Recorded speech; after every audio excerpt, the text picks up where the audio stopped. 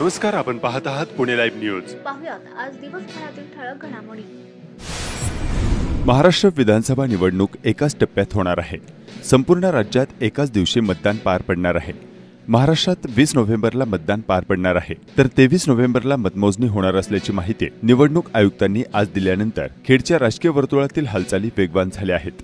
नुकत्याच झालेल्या बाजार समिती निवडणुकीने तालुक्यात बदलाचे वारे सुरू झाल्याचं बोललं जात असलं तरी आता निवडणुकांचे रणशिंग फुंकल्याने बाजार समितीला एकत्र आलेल्या आमदार दिलीप मोहिते विरोधकांचा एकोपा उमेदवारी निश्चित झाल्यानंतर निवडणुकांच्या रणधुमाळीत पुढील 1.5 महिना टिकणार का, याकडे आता तालुक्यातील जनतेचे लक्ष लागले आहे. खेड कृषी उत्पन्न बाजार समितीच्या सभापती व उपसभापती पदाच्या निवडणुकीत तालुक्यातील सर्व पक्षीय विरोधकांनी एकत्र येऊन आमदार दिलीप मोहिते यांना मोठा धक्का दिला. विधानसभेच्या उमेदवारीसाठी आमदार मोहिते यांचे विरोधक महाविकास आघाडीच्या इच्छुकांनी उमेदवारीसाठी जोरदार प्रयत्न चालवले आहेत. महाविकास आघाडीत आपल्या पक्षाला आणि त्यातही आपल्याला उमेदवारी मिळावी म्हणून शिवसेना उद्धव ठाकरे गट आणि राष्ट्रवादी शरद पवार गटातील इच्छुक प्रयत्नशील आहेत. यामुळेच बाजार समितीच्या निवडणुकीत दाखवलेली ही एकी विधानसभेला अभेद्य राहणार का, याकडे तालुक्यातील जनतेचे लक्ष लागले आहे. खेड तालुक्यातील जनतेचे विधानसभा निवडणुकीपूर्वीच बाजार समितीच्या निवडणुकीनिमित्त जंगी आखाडा अनुभवला आहे. बाजार समितीच्या निवडणुकीसाठी आमदार दिलीप मोहिते पाटील यांच्या विरोधात तालुक्यातील सर्व विरोधक एकत्र आले व आमदार मोहिते यांच्या ताब्यातील बाजार समिती खेचून घेतली. महायुतीत राष्ट्रवादीचे आमदार दिलीप मोहिते यांची उमेदवारी निश्चित आहे. महाविकास आघाडीत राष्ट्रवादी शरद पवार गटाकडून अतुल देशमुख व सुधीर मुंगसे हे इच्छुक असून दोघांपैकी एकाला तिकीट मिळाले तर दुसरा उमेदवार बंडखोरी करणार की नाही याची कोणतीही शाश्वती नाही. महाविकास आघाडीत खेडची जागा कोणत्या पक्षाला मिळणार हे देखील अद्याप निश्चित नाही.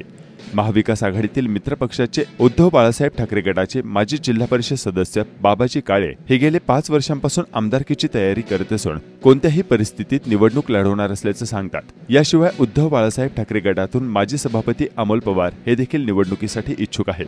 खेड आळंदी विधानसभा मतदारसंघात आमदार दिलीप मोहिते पाटील यांच्या विरोधात मुंगसे, देशमुख, काळे आणि पवार हे प्रामुख्याने निवडणूक लढविण्यास इच्छुक आहेत. याशिवाय माजी आमदार सुरेश गोरे यांच्या कुटुंबातील नितीन गोरे आणि मनीषा गोरे हे देखील उमेदवार असू शकतात. बाजार समितीच्या निवडणुकीत या सर्व विरोधकांनी एकजूट दाखवली, पण विधानसभा निवडणुकीत वरीलपैकी एकाला उमेदवारी मिळाली तर इतर सर्व इच्छुक एकदिलाने काम करणार का, याकडे सर्वांचे लक्ष लागले आहे. विधानसभा निवडणुकीची आचारसंहिता मंगळवारी 15 ऑक्टोबर रोजी दुपारी 3:30 वाजल्यापासून सुरू झाली आहे. निवडणुकीसाठी खेड तालुक्यातील प्रशासकीय यंत्रणा सज्ज झाली आहे. खेड आळंदी विधानसभा मतदारसंघातील निवडणूक यंत्रणा सज्ज असल्याची माहिती सहाय्यक निवडणूक निर्णय अधिकारी तथा तहसीलदार ज्योती देवरे यांनी दिली.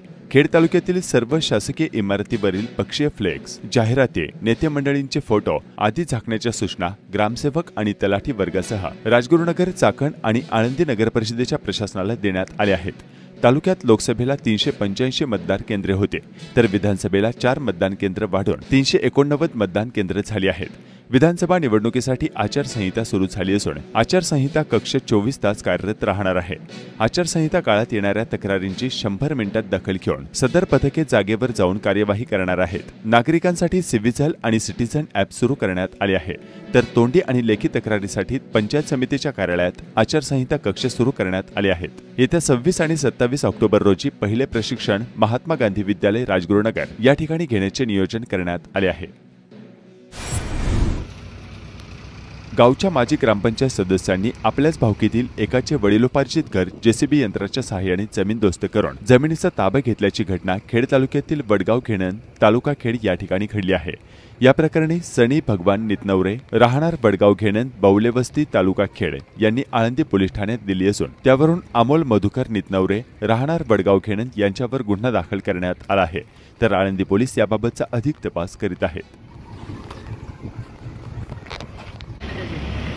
मी तुला सांगितलं होतं. हा उतार आहे ना, तू बघ तू सगळं काढणार. मी तू मला फक्त बघ तू आता पण. खेड तालुक्याला परतीने पावसाने झोडपून काढले आहे. सोमवारी रात्री आणि मंगळवारी सायंकाळी अनेक गावात मुसळधार पावसाने हजेरी लावली. पुन्हा परतीच्या मुसळधार पावसाला सुरुवात झालेली पाहायला मिळाली. सलग 4 दिवसांपासून परतीच्या पावसाने धुमाकूळ घातल्याने शेतकरी अडचणीत आला. मंगळवारी सायंकाळी चाकण व परिसरात पाऊस जोरदार बरसला, त्यामुळे नागरिकांची अक्षरशः तारांबळ उडाली. सोमवारी रात्री देखील तालुकाभर विजेच्या कडकडाटासह मुसळधार पाऊस बरसला होता.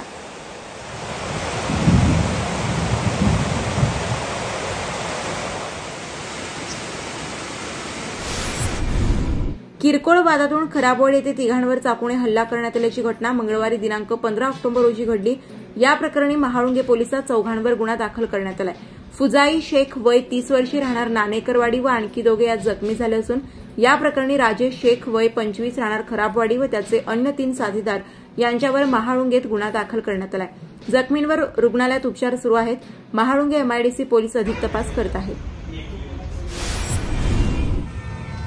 बिनधास्त चालणारी ट्रेलर कंटेनरची अवजड वाहतूक, प्रवासी वाहनांची वाढती संख्या, बेशिस्त वाहन चालक यामुळे चाकणमधील तळेगाव चौक, आंबेठाण चौक, माणिक चौक येथे वाहतुकीचा अक्षरशः बोजवारा उडत आहे। चाकणमध्ये वाहतूक कोंडी ही मागील काही वर्षात नित्याचीच बाब झाली आहे। वाहतूक विभागाचे दुर्लक्ष, बेशिस्त वाहन चालक अशा विविध कारणांमुळे होणाऱ्या वाहतूक कोंडीचा त्रास सर्वांनाच सहन करावा लागत आहे। अत्यंत वर्दळीच्या असलेल्या येथील रस्त्यांची कामे सर्वेक्षण आणि निविदा प्रक्रियेत असली तरी अद्यापही सुरू झालेली नाही। बेशिस्त चालकांना वठणीवर आणले तर तात्पुरती वाहतूक कोंडीची समस्या सुटू शकते, असे वाहन चालक आणि नागरिकांचे म्हणणे आहे। भारताचे विद्यमान सरन्यायाधीश डॉ. धनंजय चंद्रचूड हे रविवार दिनांक 20 ऑक्टोबर रोजी खेड तालुक्यातील कणेरसर या आपल्या मूळ गावाला भेट देणार असल्याची माहिती सामाजिक कार्यकर्ते अशोक टावरे यांनी दिली। कणेरसर हे सरन्यायाधीश चंद्रचूड यांचे गाव आहे। येत्या 10 नोव्हेंबर रोजी चंद्रचूड हे सरन्यायाधीश पदावरून निवृत्त होणार आहेत।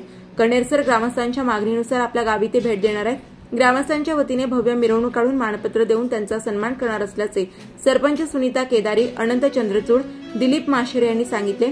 सरन्यायाधीश डॉ. धनंजय चंद्रचूड यांचे वडील स्वर्गीय यशवंतराव चंद्रचूड हे 1978 ते 1985 असे 7 वर्षे भारताचे सरन्यायाधीश होते। हुतात्मा राजगुरू महाविद्यालयात मराठी विभागाच्या वतीने माजी राष्ट्रपती डॉ. एपीजे अब्दुल कलाम यांच्या जयंतीनिमित्ताने वाचन प्रेरणा दिनाअंतर्गत प्राध्यापक अनिल कुलकर्णी यांचे व्याख्यान, काव्य वाचन, कथाकथन, चर्चासत्र, अभिवाचन आणि पुस्तक प्रदर्शन इत्यादी विविध कार्यक्रमांचे आयोजन करण्यात आले। शिवे वाकीतर्फे वाडा विविध कार्यकारी सोसायटीच्या चेअरमनपदाची निवडणूक पार पडली। चेअरमनपदी संपत दत्तात्रय शिवेकर व व्हाईस चेअरमनपदी शोभा गबाजी शिवेकर यांची बिनविरोध निवड करण्यात आली। यशस्वी जीवनासाठी शालेय काळापासून होत असलेले वाचन संस्कार महत्वाचे असल्याचे प्रतिपादन राजगुरुनगर नगर परिषद मुख्याधिकारी अजिंक्य रणदिवे यांनी केले। डॉ. एपीजे अब्दुल कलाम यांच्या जयंतीनिमित्त अभिवादन व वाचन प्रेरणा दिन आणि पुस्तक प्रदर्शन व विद्यार्थ्यांसाठी पुस्तके भेट कार्यक्रमाचे आयोजन राजगुरुनगर येथे करण्यात आले होते। चिखलगाव तालुका खेड येथील विविध कार्यकारी सेवा सहकारी संस्थेच्या अध्यक्षपदी ज्ञानदेव मारुती गोपाळे तर उपाध्यक्षपदी धोंडीभाऊ लुमाजी डामसे यांची बिनविरोध निवड झाली। खेड तालुक्याचे स्वर्गीय आमदार सुरेश भाऊ गोरे यांचे खेड तालुक्याचे शाश्वत व पर्यटन विकासाचे स्वप्न पूर्ण करण्यासाठी चाकण आळंदी रोडला असलेल्या वन विभागाच्या जमिनीवर ऑक्सिजन पार्कची निर्मिती करण्याबाबत महाराष्ट्र प्रदूषण नियंत्रण मंडळाचे सदस्य नितीन गोरे यांनी महाराष्ट्र राज्याचे मुख्यमंत्री एकनाथ शिंदे व वनमंत्री सुधीर मुनगंटीवार यांच्याकडे प्रस्ताव देऊन पाठपुरावा घेतला होता। याबाबत मुख्यमंत्री व वनमंत्री यांनी संबंधित विभागाला तत्काळ प्रस्ताव सादर करण्याचे आदेशही दिले होते। तसेच याबाबत महाराष्ट्र प्रदूषण नियंत्रण मंडळाचे अध्यक्ष सिद्धेश कदम यांच्याकडे ही मागणी करून वन विभाग आणि महाराष्ट्र प्रदूषण नियंत्रण मंडळाची संयुक्त बैठक घेऊन हा प्रकल्प दोन्ही विभागाकडून एकत्रित करण्याच्या दृष्टीने आवश्यक कार्यवाही करून निधीबाबत व अन्य सर्व बाबींसाठी महाराष्ट्र प्रदूषण नियंत्रण मंडळाने पुढाकार घेतला होता।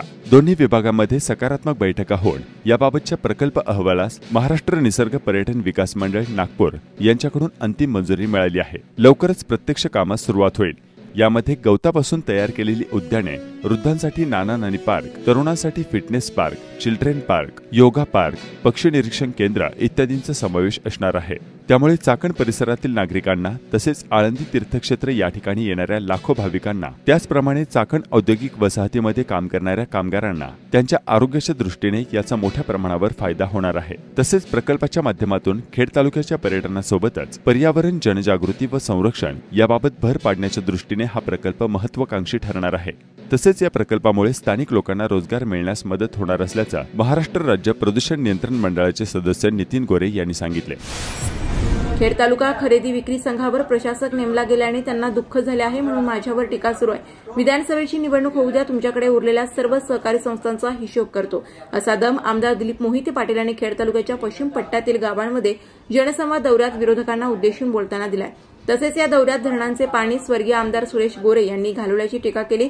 पुढील काळात मला मंत्रिपद मिळणार आहे, आता करायचे ते जनतेने ठरवावे, असे प्रतिपादन आमदार मोहिते यांनी केले। मंत्रिपदाची संधी मिळाली, या तालुक्याचा चेहरा कोणाबद्दल दाखवेल आमदार असताना तर एवढी कामं करू शकतो, मंत्री झाल्यानंतर या तालुक्याचा चेहरा मोठा बदलल्याशिवाय राहणार आणि आपल्या सगळ्यांना हात विनंती आहे, लक्ष्मी एकदा दारात उभी राहिली, आधी यायची काय बाहेर टाकली तुम्ही ठरवा.